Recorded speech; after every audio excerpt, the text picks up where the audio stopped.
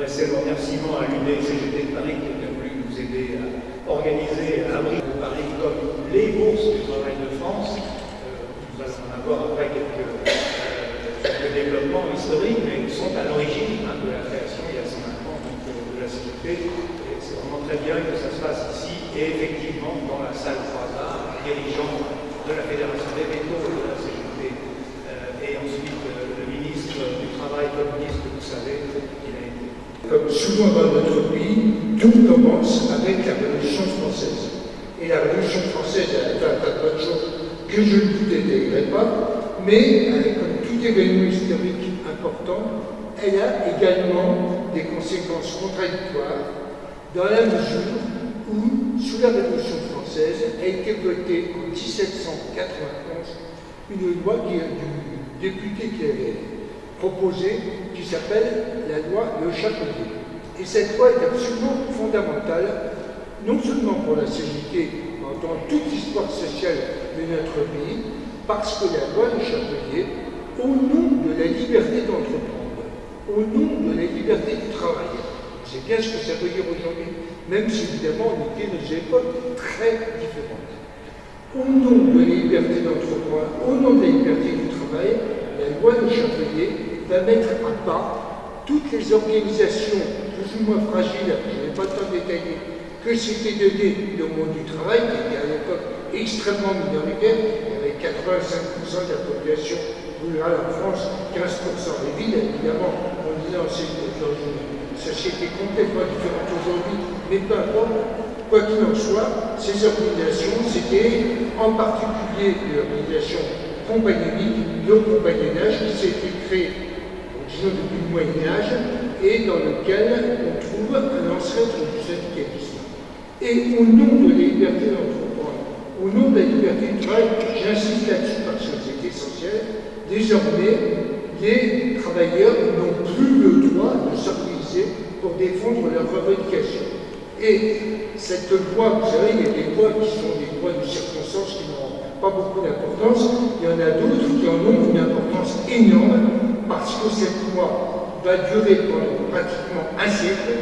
Elle va muscler complètement le monde du travail et elle va le faire à un moment où il y aurait d'autant plus besoin de se défendre que les conditions dans lesquelles ils travaillent, les conditions dans lesquelles ils vivent sont absolument déplorables. Parce que c'est la révolution industrielle, c'est le début du capitalisme, analysé comme par Karl Marx comme la période d'accumulation politique du capital. En d'autres termes, on est en train de construire une société complètement différente de la société rurale qui remonte depuis longtemps. Et dans cette société, les travailleurs, ceux qui sont les plus exploités, n'ont pas le droit de se défendre, n'ont pas le droit d'exprimer leurs revendications, ne peuvent pas s'exprimer légalement. Merci à l'humanité d'avoir réalisé ce numéro en un temps record qui est d'une richesse exceptionnelle et dont j'espère qu'il va se diffuser et qui viendra d'ailleurs en complément des initiatives que la CGT prend elle-même sur ces 120 ans avec chaque mois des initiatives différentes pour illustrer 12 dimensions de l'activité syndicale, mais je D'abord, moi, la première chose que je veux dire, c'est qu'il est impossible de penser l'histoire de France, politique, économique et sociale du 19e siècle à aujourd'hui, sans parler de la CGT. La CGT a mis son empreinte sur l'histoire de la France. Réciproquement, évidemment, la CGT a été imprégnée des évolutions de la société. Et bien sûr, en particulier, des évolutions du travail, des travailleurs eux-mêmes. Il suffit de regarder en haut de la salle la liste des métiers. D'abord, on voit qu'il y a des métiers qui existent encore, des métiers qui ont disparu, batteur d'or, légisseur, etc. Puis surtout, on voit que la CGT s'est constituée à partir des métiers, initialement. Alors qu'aujourd'hui, au fur et à mesure de nombreuses évolutions, elle est davantage ancrée sur des professions, sur des conventions collectives.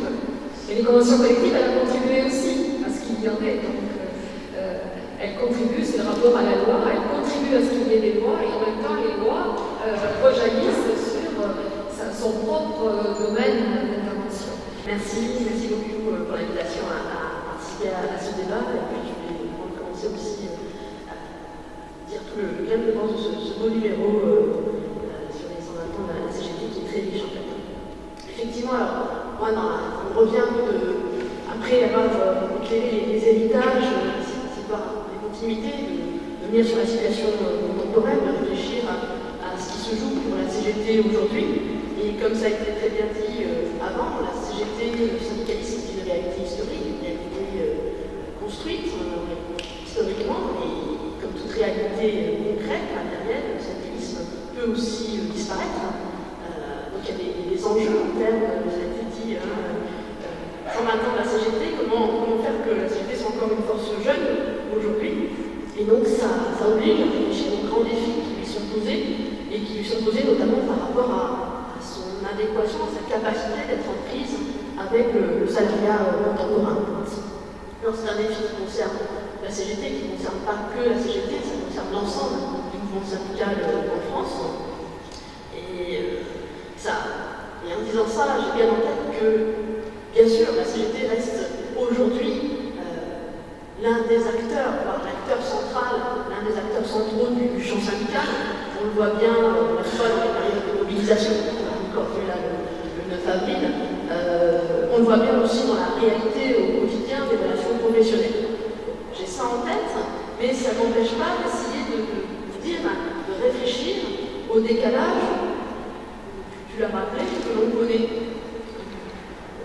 Je vais revenir un peu sur ce diagnostic, il est important, mais ça a été largement travaillé, largement établi, c'est débattu dans la CGT, ce décalage entre la base sociale organisée aujourd'hui par les syndicats, par la CGT, et la réalité du salariat. Alors, ce décalage, il n'est pas nouveau dans l'histoire. La CGT de 1895 est prédominante des ouvriers de métier, des ouvriers très qualifiés, professionnels. Il y a d'autres périodes, on va voir cette position qui va se transformer. Tu l'as aussi rappelé, le taux de syndicalisation en France est historiquement faible, ne serait-ce, et Michel Trefus nous a amené à réfléchir à cela, par rapport au type d'engagement de syndicalisme en France. C'est un engagement, le militantisme s'est construit dans la confrontation. On sait, il n'y a pas d'intérêt ni de bénéfice à se syndiquer en France, au contraire. Et aujourd'hui encore, on va se confronter à des formes de discrimination, des pressions. Et contrairement à d'autres pays, il y a très peu de liens, si ce n'est dans quelques professions, avec, vous travaillez là-dessus, à la communauté des mutuelles. On est loin d'un syndicalisme qui va s'inscrire dans un ensemble d'organisations qui va donner un autre sens à la région syndicale. On a tout ça en tête, qui explique la faiblesse du taux de syndicalisation, et peut-être qu'en France, il y a eu à certains moments des pics de syndicalisation, dont la période post-68, qui encore nous sert un peu de référence, et c'est vrai qu'on réfléchit à la... Alors, je tourne maintenant vers Patrick Le Garry. Donc, cette soirée, on la voit à l'émission Par l'humanité de ce numéro spécial hors série. Merci, le plus grand bien a été dit, mais le mieux serait qu'il soit lu le plus lu possible, et donc mis à porter à la connaissance du plus grand nombre. Ceci pour dire qu'on s'en rend compte, en feuilletant simplement ce hors série, entre l'humanité et la CGT, c'est une longue histoire. C'est une histoire aussi longue que celle du journal, et c'est pas sans doute le fruit du hasard. Donc peut-être, Patrick, tu pourrais nous dire un petit peu les raisons de ce compagnonnage historique et le regard aujourd'hui, dans un deuxième temps, l'humanité porte sur la CGT, l'intérêt qu'elle porte et le regard qu'elle porte. Merci.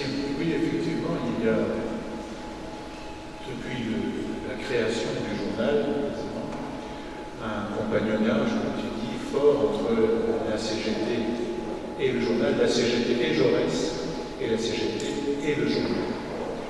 Le journal est créé 2 ans avant la charte d'Amiens, sur laquelle Jaurès aussi avait une opinion. Il était d'accord avec le fait qu'il y ait une séparation, pas d'injonction des partis politiques dans la vie du syndicat, mais il avait quand même eu, au cours d'un discours en 1907, cette phrase assez curieuse où il réaffirmait ça. Je partage totalement Charles Damien, mais en gros, il disait il n'y a pas de syndicalisme sans socialisme, sans par rapport au socialisme, ce qui était vu d'aujourd'hui, il n'est pas sûr que nous pourrions prononcer les mêmes mots. Pourquoi je crois que l'Humanité a été appelée le journal des agrégés en ses débuts.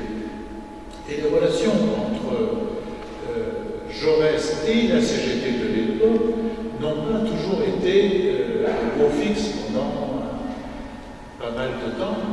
Et il a découvert évidemment à Carnot la vie des mineurs, il a découvert le syndicat, mais il a surtout fait une grande tournée.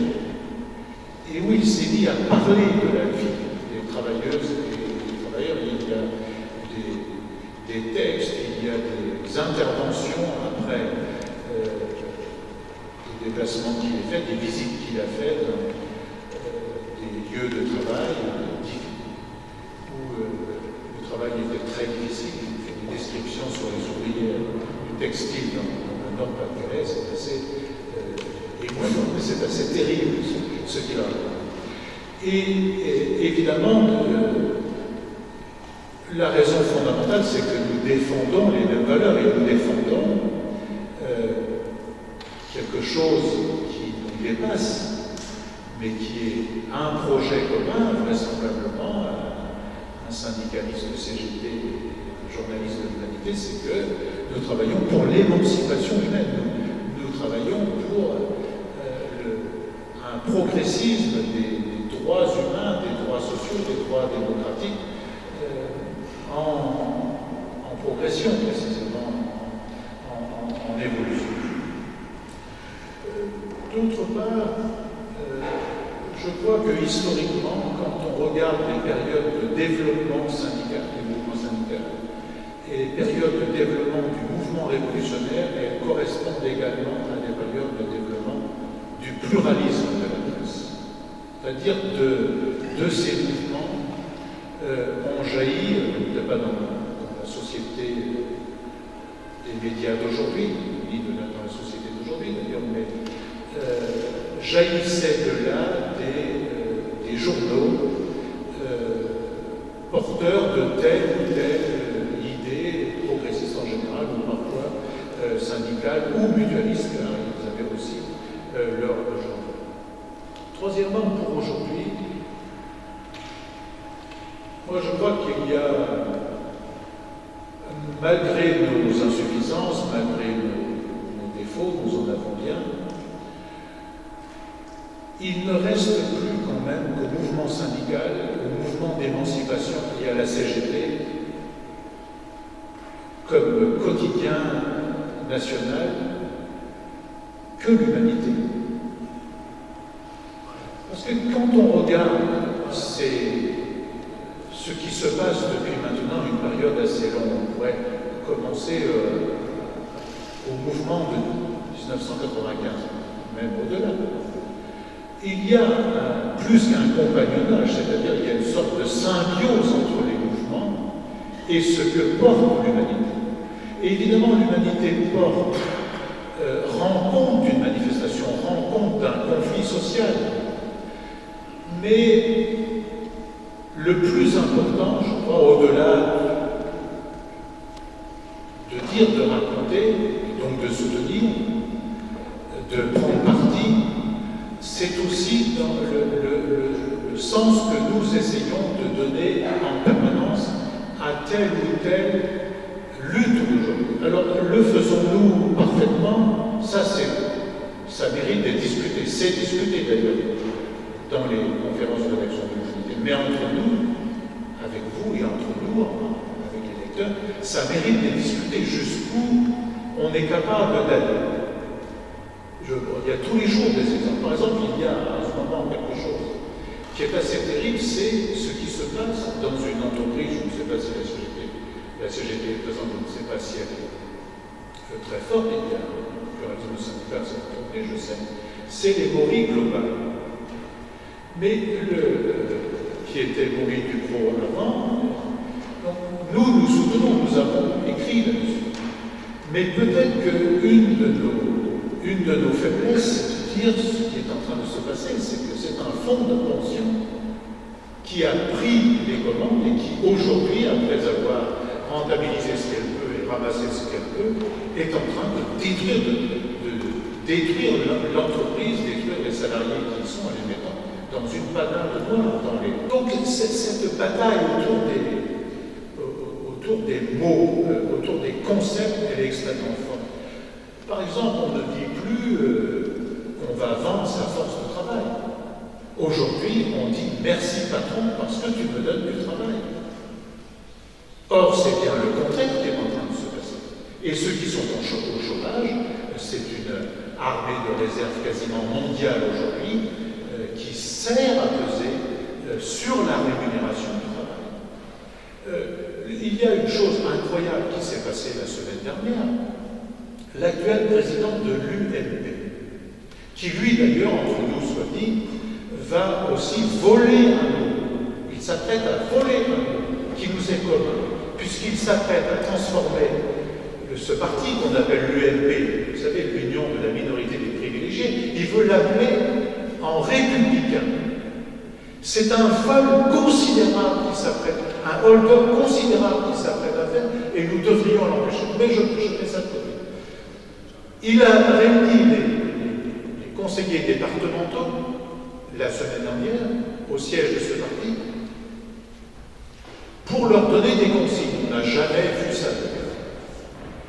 Et la consigne principale il leur a dit sur le revenu de solidarité active, menez la guerre parce que c'est de l'assistanat et il faut que vous meniez la guerre.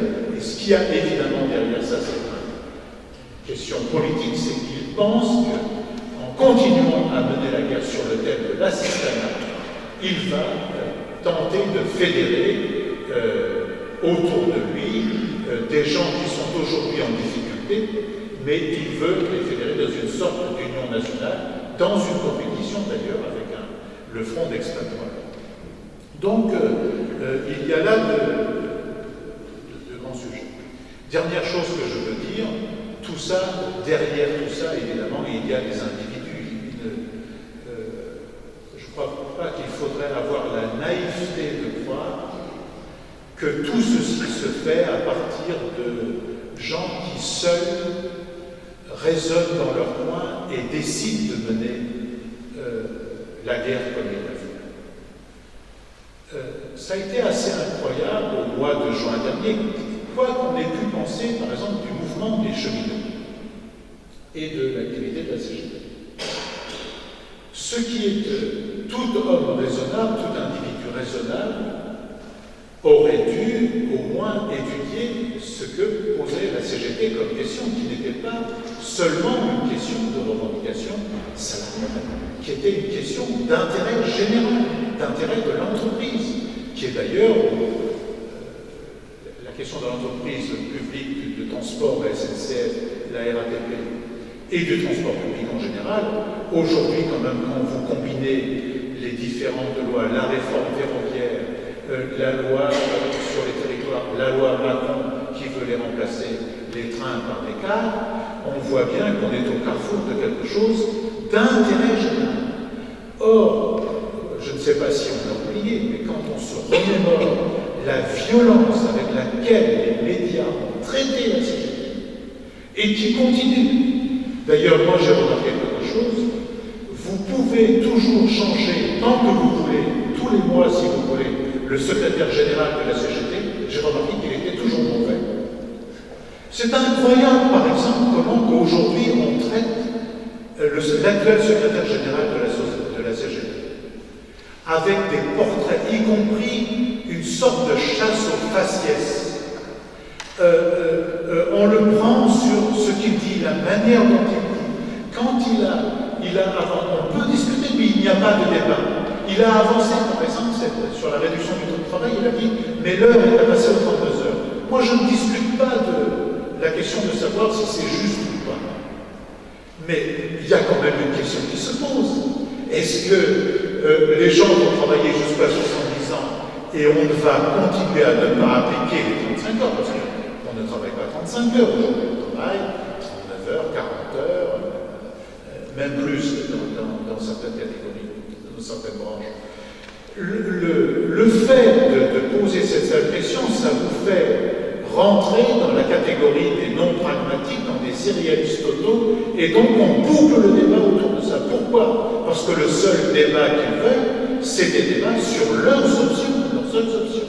Et donc là, il y a un grand sujet quand même aussi, et ce qui fait que nous, franchement, nous nous honorons à l'Humanité Dimanche, sur notre plateforme numérique, à donner la parole à tous les syndicats aujourd'hui, c'est une nouveauté par rapport à il y a quelques années, mais à donner la parole à la CGT, à ses dirigeants, à ses secrétaires de fédération, à son secrétaire général, pour expliquer là où il est.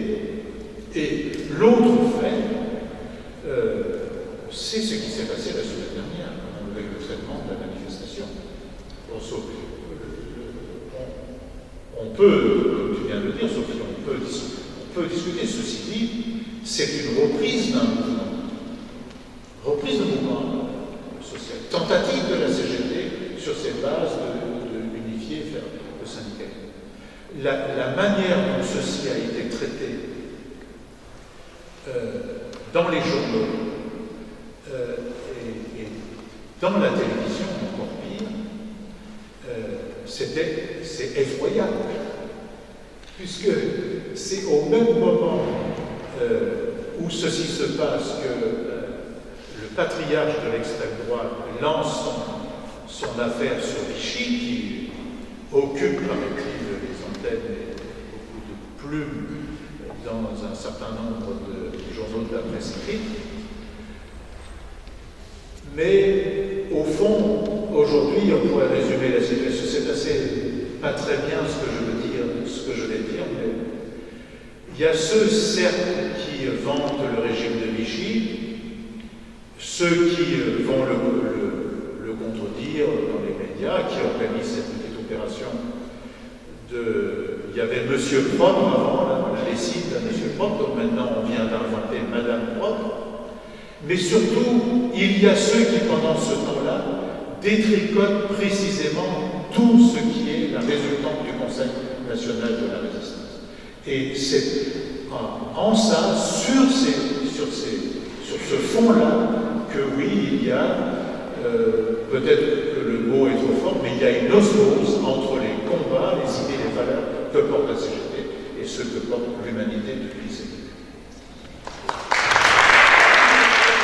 Moi, je pense que ce qui caractérise la naissance de la CGT, ça a été rappelé par Michel, c'est d'abord que c'est une association de travailleurs qui s'organise pour défendre ses intérêts. Et moi, je pense que la CGT d'aujourd'hui, c'est encore ça. On n'est pas la CGT, les salariés. Et je pense même de dire ça, c'est complètement faux. La CGT, elle est composée aujourd'hui de salariés avec toutes les difficultés actuelles du monde du travail. Voilà. C'est ça la réalité de la CGT d'aujourd'hui. Alors, qu'il y ait effectivement, au fil du temps, des camarades, à ce qu'ils deviennent en responsabilité, ceux qui se dégagent, le fait, je trouve que ça c'est important, de l'exploitation du travail pour pouvoir réfléchir, pour pouvoir aider, coordonner, avancer, donc qu'ils soient effectivement éloignés de cette réalité du travail, oui, ça existe. Mais la CGT, dans sa grande majorité, elle est dans le monde du travail. C'est pas, voilà, quand l'humanité retrace les luttes, que les camarades s'expriment dans le journal, c'est pas des extraterrestres. Tu citais le conflit